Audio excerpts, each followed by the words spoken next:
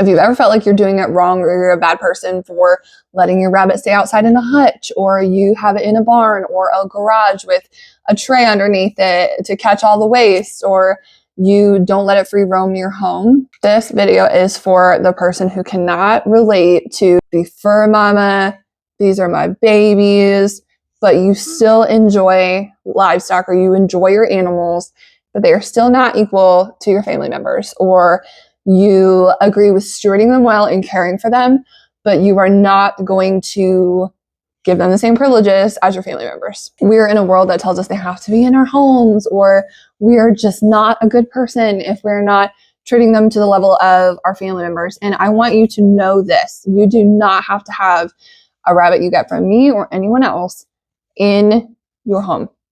I don't let them in my home. I don't let them walk around my house like we do the dogs, or I don't let them run loose in the yard so they can have free rein time. There's a whole lot of health issues around that, but that's not the topic for today. It is not a ethical or moral requirement to let them run in your home. That's an internet criteria. As long as your animal has shelter, clean area for bedding and normal living, you're feeding them well, and they are not physically unhealthy, or, you're handling their issues if they get sick or something like that, that is your requirement as a pet owner. That is it. But we also have to remember what some people consider luxury, or a way to, treat their animals as what we might consider luxurious, or, just not going to do it, is someone else's baseline. And neither is wrong, but it's what is right for your family. And as long as you're caring for them and feeding them and giving them the shelter, that is the most requirement. Anyone who buys a rabbit from me, and I get a lot of people keeping them in their house, that's not my choice. If they want to have their home destroyed by a rabbit, that's their choice. And so it's not up to me to make that call. And I tell them what I do and why I do it and why I would not do some things. And if they choose not to listen to me, that's on them. That's not me. Now, here is a really, really big point that I really want to make true and make sure you understand. The online world is making rabbits seem the same as dogs. They are not. Rabbits are not a pack animal. They are not a herd animal. Even in the colony style that a lot of rabbits live in, even those animals have a separate space to go back to. They're not all one pack living in a den. And so that's where people get it wrong. And even in those colony situations, they typically just come together for making babies. And they also come together occasionally, but they're not horsing around and playing and having a blast.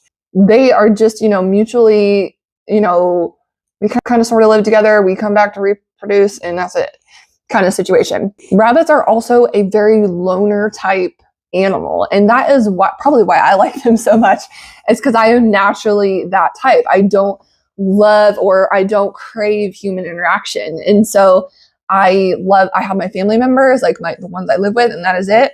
And I'm fine, I don't need to go socialize or anything like that. And so that is a rabbit. You need to think of them like that.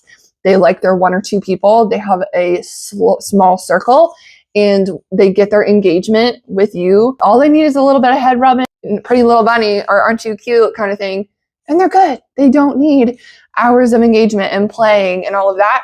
That's a dog.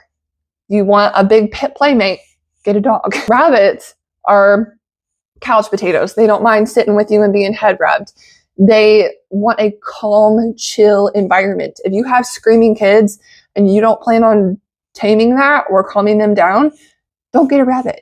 And so they are not wired, nor do they want a dog type environment. So what should you give your rabbit if you are going to go ahead and keep them outside? Most rabbits are just chill, like I said, laying in couch potatoes. You don't need to be exercising them and having 30 minutes of exercise a day or things like that. As long as they've got enough of the cage space to go move a few laps, then they're doing fine, okay?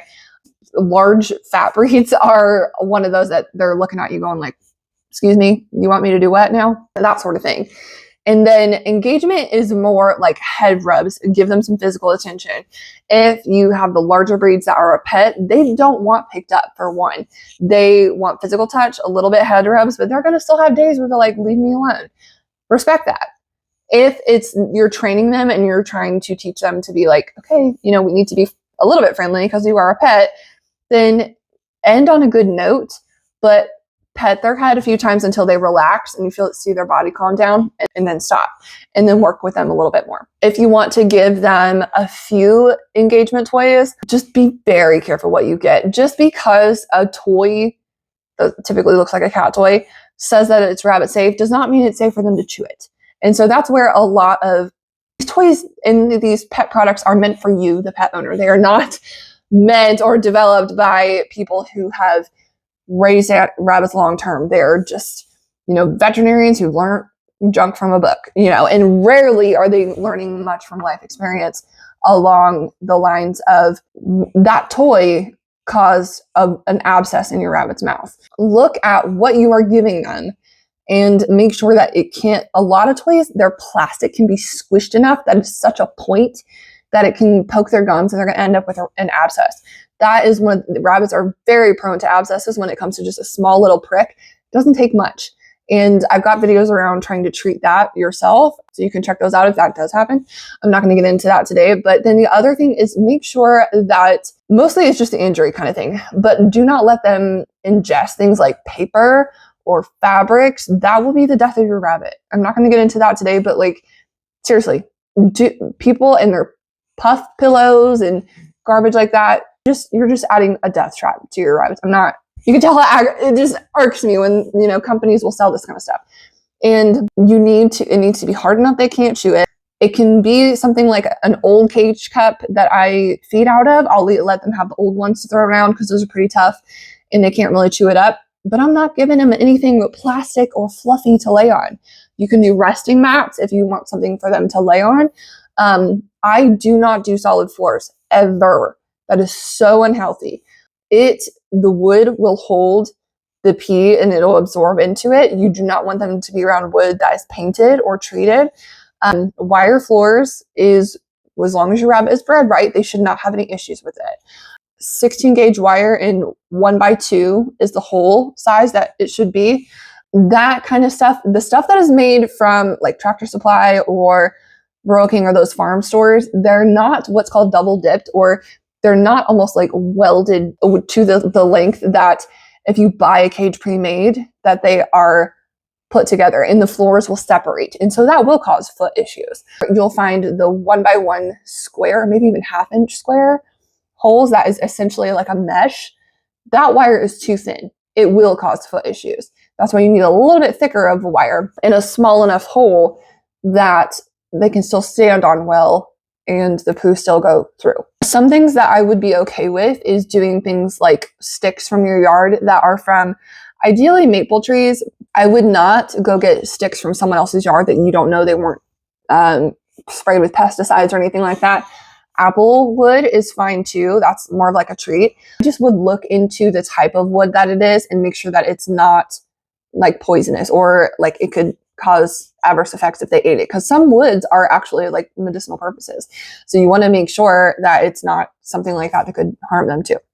This video is not for getting into full rabbit care, but what are the basics that you should be providing for them? Clean housing, shelter from like weather and the elements, fresh clean water, ideally just pellets. That's my recommendation, but enough feed that they are not losing weight and that they are staying strong and healthy. Obviously don't overfeed them either, but it's not that common for rabbits to overeat. Basic health checks to where you're just making sure there's nothing obviously wrong with them and they're still behaving normally. And then just some handling and engagement and making sure that, hey, we're not becoming, just totally shoving them in the corner and ignoring them. That's it.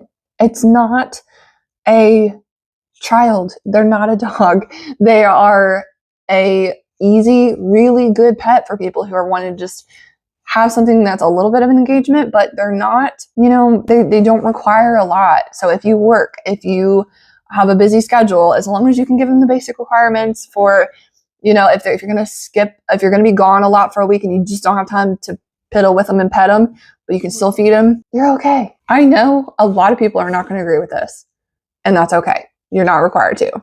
We can do our choice and you can do yours. But if you have been hesitant about getting a pet because you're like, I don't want them in my house, I don't want them free roaming, anything like that, you're not required to do that.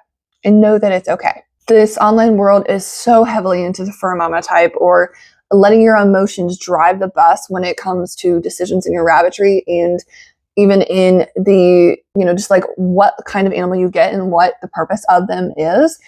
If that is just not fitting you, but you want a little bit more practical, somewhat old school advice, and just a mental process of we don't have to let our emotions in the driver's seat, then make sure you subscribe to this channel, and more around rabbit care and just being more along the treating them like livestock rather than a typical fur mama, then this channel is for you. So make sure you hit subscribe. You can enjoy animals in your own terms and care for them well and not have to be overly emotional about it. You can still enjoy them without extreme attachment, and that is not wrong. All right, I'll see you in the next video.